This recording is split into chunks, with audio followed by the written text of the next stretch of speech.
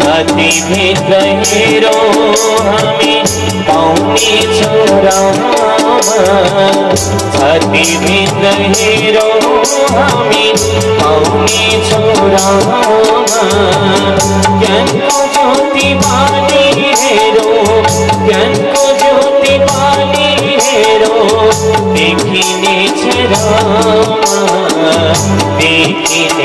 रामा बद्री गए केदार गए चार रामा बद्री गए केदार गए चार रामा आखिरी बस्नुहुन्छ मनमा श्री रामा आखिरी बस्नुहुन्छ मनमा श्री राम जय जय राम राम राम जय जय राम राम राम जय जय राम सबले ताली बजाउँदै भन्नुहोला जय जय राम राम राम जय जय राम राम राम जय जय राम राम राम जय जय राम हात माथि गर्नु सबैलाई है जय जय राम राम राम जय जय राम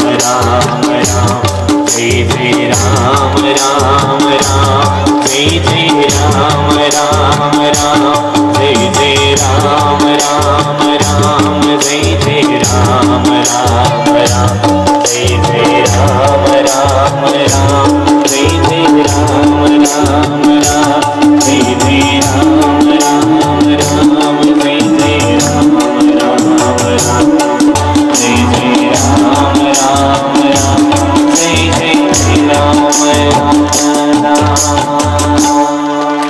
सीतारामचंद्र भगवान को 5000 वर्ष बितेपछि गंगाजीले आफ्नो शक्ति चाहिँ लुकाउँदछन् उनी वैकुण्ठ जान्छन् भनेर शास्त्रले बताएका छन्। हामी गंगा यमुना आदि नदीहरू स्नान गर्न जान्छौं ती सबै नदी भन्दा श्रेष्ठ चाहिँ कृष्णा गण्डकी नदी हुन्। गण्डकी नदी भन्दा कुनै पनि अर्कै ठूली नदी छैनन्। यहाँलाई सुनौला मैले एउटा प्रसंग सुनाउँछु यसैमा। अस्ति भरतजीको चरित्रमा सुन्नुपर्ने थियो त्यो दिन अलि हतार भएर छुटेको छ। भगवानले श्रीराम अवतार लिनुभयो श्रीकृष्ण रूपमा अवतार लिनुभयो वामन हुनुभयो भिन्न भिन्न भगवानका अवतार भए। नरसिंह भनेको बेलामा त खम्बालाई आमा बनाउनु पर्यो भगवानले। भगवानलाई बडा आमाको खाँचो थियो। फेरि आमाहरू पनि जुन आमाले छोरा बनाउनु भयो भगवानलाई कुनै आमाले पनि सुख पाएनन् सबैले दुःख मात्रै पाएका छन्। भगवानले विचार गर्दै हुनुहुन्थ्यो यस्तैमा एकपटक कृष्णा गण्डकी नदीले तपस्या गरिन् हजारौं वर्षसम्म सुकेका पत्ता खाएर तपस्या गरिन्। भगवान प्रसन्न भएर मुक्ति क्षेत्रमा आउनुभयो। भन तिमीले किन तपस्या गरेको हो वरदान माग भनेपछि गण्डकीले भन्छन् प्रभु मैले हजुरलाई पुत्र बनाउन चाहन्छु। स्थास्यामि तव पुत्रत्वे हे भगवान यदि साँच्चै प्रसन्न हुनुहुन्छ भने विष्णु मत पुत्रताम व्रज हे विष्णु मेरो छोरो बनेर उही दिन लगेर यशोदा कहाँ छोड्यो। यशोदाजीले छोरो मान्नुभयो 10-11 वर्ष पुगेपछि यो त तिम्रो छोरो होइन भनिदिए। फेरि फर्केर भगवान देवकी कहाँ जानुभयो। आमाले दुःखै पाए त्यहाँ दुईटी आमा हुनुभयो तिनीहरू दुःख। भगवान राम बनेर आउनुभयो 350 माता हुनुहुन्थ्यो राम भगवान रामका। त्यसमध्ये 3टी रानी मुख्य अलग अलग काखमा घुमाउँदै पनि दिन जान्थ्यो। 350 आमाले पालो भगवानलाई काखमा राख्थे। ती आमाहरूको धोको पुगेको थिएन त्यहाँ छोरो बनाएर काखमा खेलाउने धोको। त्यसपछि भगवान अलि ठुलो भाषी गुरुकुलमा पढ्न जानुभयो। फर्केर आइसकेपछि जनकपुर जानुभयो। आउँदा बडा साहब विवाह गरेर आउनुभयो। अब बुहारी आइसकेपछि आमाको पालो सिद्धियो। फेरि भगवान वनवास जानुभयो। त्यस्तै थियो रामावतारमा पनि भगवान छोरो हा पुत्र रुँदै रुँदै हो राजा दशरथ त रुँदा रुँदै मर्नुभयो। त्यसैले हे गण्डकी तिमीले मलाई छोरो बनाउन चाहेकी छौ, दुःख भोग्नुपर्छ। गण्डकी माताले भन्नुभयो आमाले मात्रै दुःख पाएका होइनन्, हजुरले पनि साँच्चै गतिले आमा आजसम्म भेट्टाउनु भएको छैन। जुन आमाले सधैँ काखमा राखेर वात्सल्यतापूर्वक माया स्नेह दिन सक्ने आमा हजुरले भेट्टाउनु भएको छैन। मैले त्यही भएर यस्तो उपाय निकालेकी हुँ, हजुर मेरो छोरो बनेर आउनुहोस्, सालग्राम बनेर मैले हजुरलाई काखमा राखेर अनन्तकालसम्म काखमा खेलाइराख्नेछु। हजुरले पनि वास्तवमा मातृ सुख पाउनुहुनेछ। भगवानले कुरो त ठिकै हो, ल ठिक छ, स्थास्यामि तव पुत्रत्वे भक्तानुग्रह कारणात्। तपाईँले यदि मलाई पुत्र बनाउन चाहनु भएको भने म सालग्राम बनेर आउँछु। ती भगवान नारायण नै गण्डकीको छोरो भएर सालग्राम बनेर आउनुभयो। त्यही आजभन्दा लाखौं वर्ष पहिले र आजसम्म पनि कृष्ण गण्डकीमा सालग्राम भगवान पाइनुहुन्छ। भगवानका अनेकौं नाम छन्। यो वराह पुराणको कथा हो। वराह पुराणमा पद्म पुराणमा यो विस्तारपूर्वक गण्डकी महात्म्यमा यो कथा बताइएको छ। गण्डकीले हजारौं वर्ष तपस्या गरिन् र गण्डकीको छोरो भएर भगवान नारायण सालग्राम बनेर आउनुभयो। आज पनि मुक्ति क्षेत्रमा सालग्राम भगवान पाइनुहुन्छ। दामोदर कुण्डका हिमालयदेखि लिएर मुक्तिनाथ तल त्रिवेणी धाम सोनपुरसम्म पनि गण्डकीमा अहिले पनि सालग्राम भगवान प्राप्त हुनुहुन्छ। अब विचार गरौँ, भगवानकी पत्नी हुन् गंगा नदी, विष्णु पत्नी भनेर बताइएको छ गंगा। यमुना पनि भगवान कृष्णकी पत्नी हुन्। नर्मदा सरस्वती आदि भगवानका पत्नी हुन्। केवल अब गण्डकी को भइन् भगवानकी? को के भइन्? आमा भइन्। गंगाजी पत्नी भइन्। अब सासू ठुली कि बुहारी ठुली? हजुर सासू जो ठुली हुनु होला नि। सासू ठुली। त्यही भएर अरू सबै पत्नी हुन्, गंगा चाहिँ भगवानकी आमा हुनुहुन्छ, गण्डकी नदी। त्यसैले गण्डकी नदी भन्दा कुनै नदी ठुला छैन। सबभन्दा ठुली नदी भनेकी गण्डकी नदी हुन्। फेरि अरू नदीमा 5000 वर्ष बितेपछि शक्ति सिद्धिन्छ। गण्डकी नदीमा मात्रै जबसम्म एउटा सालग्राम रहन्छन् तबसम्म गण्डकीको पुरै महात्म्य, पुरै महत्त्व रहन्छ। जबसम्म सूर्य रहन्छन्, जबसम्म चन्द्रमा रहन्छन् तबसम्म गण्डकीको अलिकति पनि महत्त्व घट्दैन। सालग्राम भगवान अवतारी हुनुहुन्छ। आजभन्दा झन्डै 3000 साढे 3000 वर्ष पहिले परकाल सूर्य भन्ने परकाल स्वामीजी हुनुभयो। उहाँले सालग्राम भगवानको स्तुति गाउनु भएको छ। त्यसमा के भन्नुहुन्छ?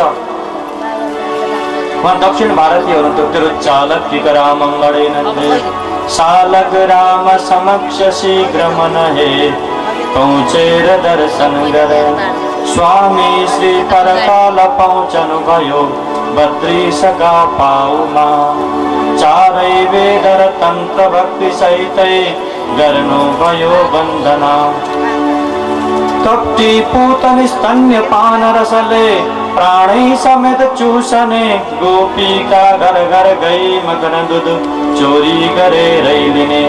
कप्ती पूतनी माथि उद्धार गर्नेवाला हे कृष्णचन्द्र, हजुर वैकुण्ठबाट आउनुभएको होइन, मुक्तिनाथबाट कृष्ण बन्न जानुभएको।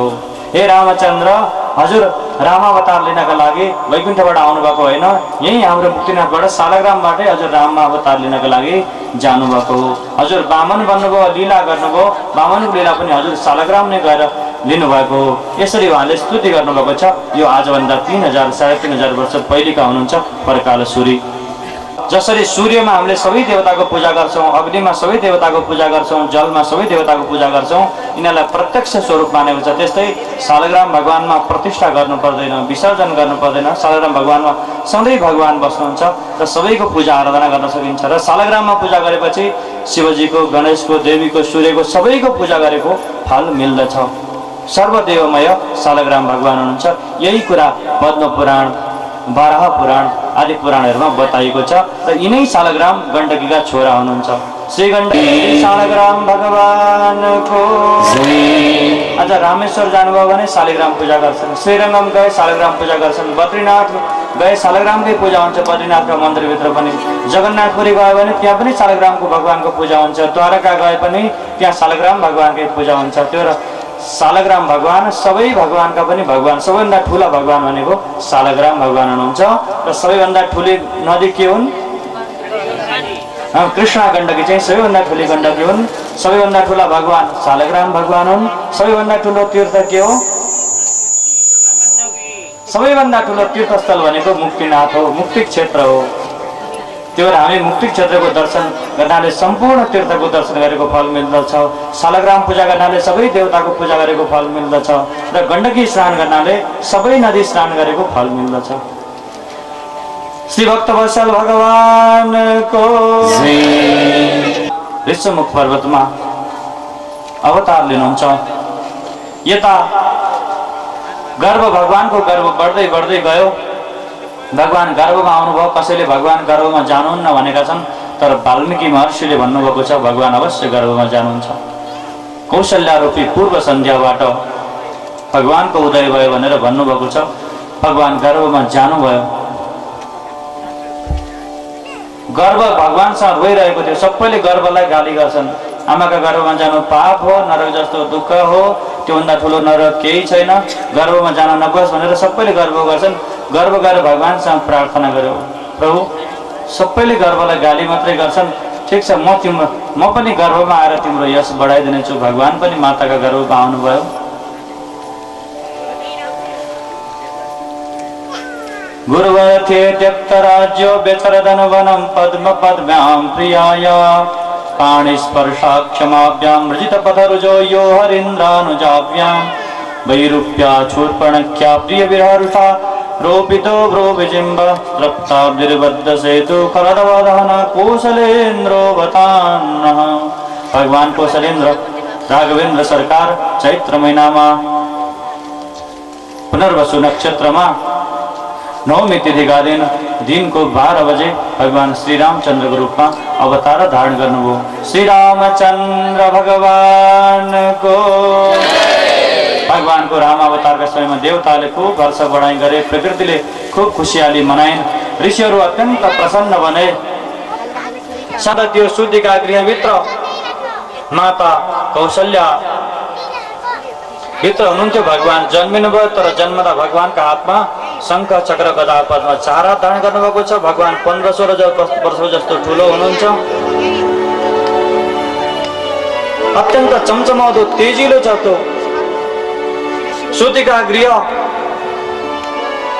आमा डराउँदै हुनुहुन्छ, ओहो कति जन्मदेखि मैले भगवानलाई पुत्र रूपमा प्राप्त गर्दछु र भगवानलाई काखमा खेलाउँला भनेको पुत्र त जन्मदै जेठदाइ पो जन्मियो। आमा खुसी पनि हुनुहुन्थ्यो, तर अलिअलि मलिनु थियो। भगवानले भन्नुहुन्छ, माता किन चिन्तित हुनुहुन्छ आमा? हजुरले धेरै जन्मसम्म तपस्या गर्नुभयो मलाई पुत्र रूपमा प्राप्त गर्नका लागि। म आज हजुरको छोरो बनेर आएँ। किन? भगवान भन्नुभयो, म ठिक छ म सानो बन्छु। सानो भनेर मात्रै हुन्छ? यिनी 4 हात हटाउनु पर्यो। छोराका जम्मा 2टा हात हुन्छन्। ठिक छ मैले 2टा हात हटाएँ। भगवान 2 हातको भन्नुभयो।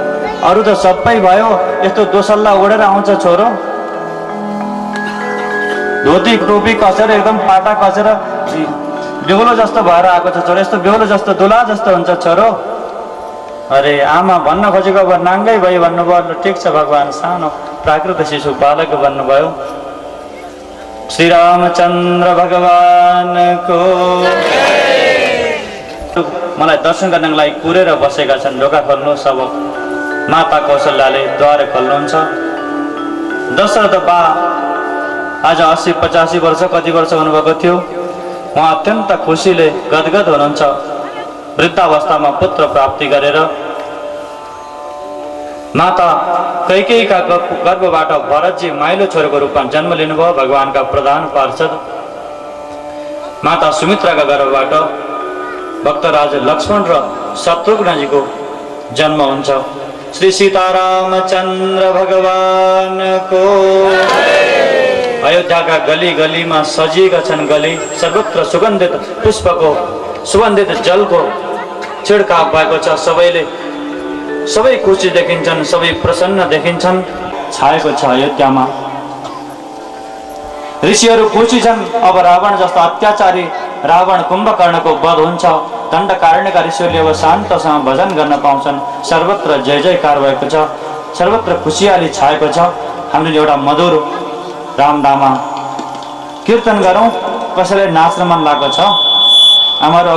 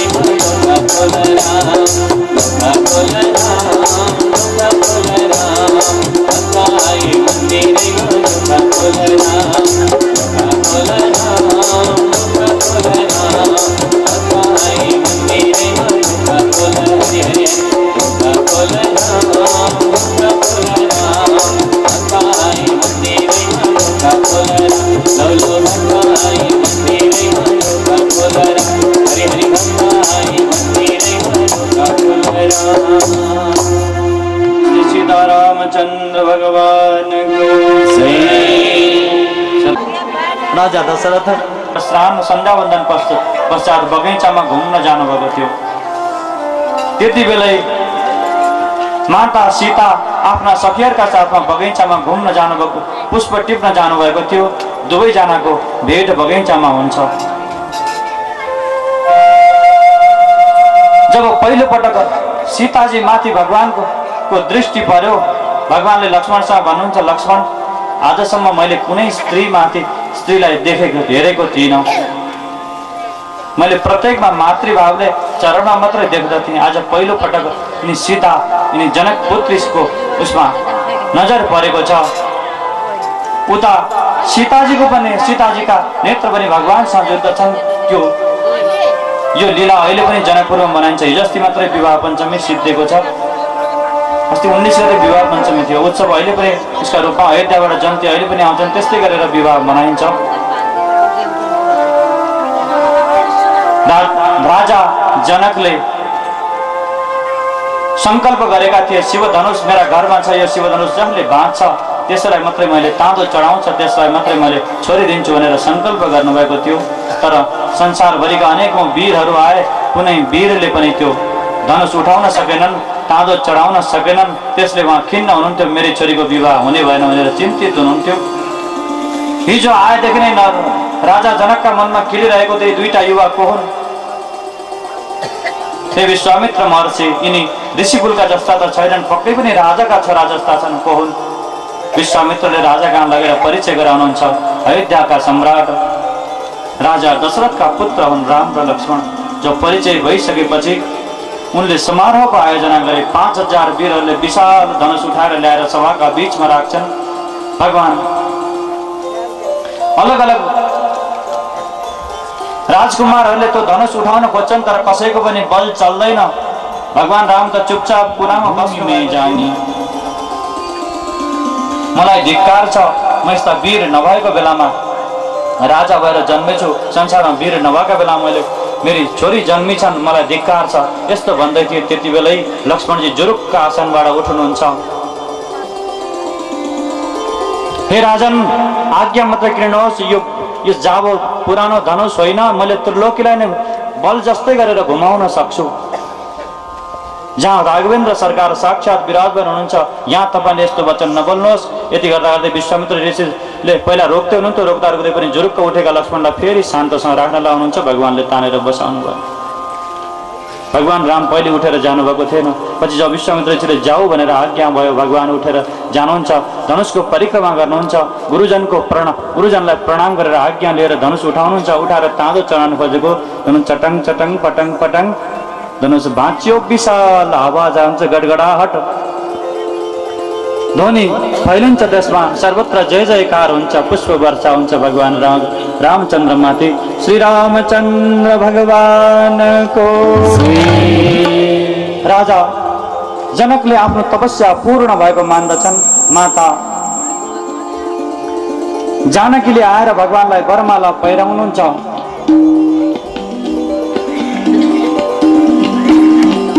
माता जानकी वरमाला भइसकेपछि लक्ष्मण भरत शत्रुघ्न आदि अयोध्याबाट सबैजना आउँछन्। लक्ष्मणजी त सँगै हुनुहुन्थ्यो, भरत शत्रुघ्न पनि आउनुहुन्छ। माताहरूका सहित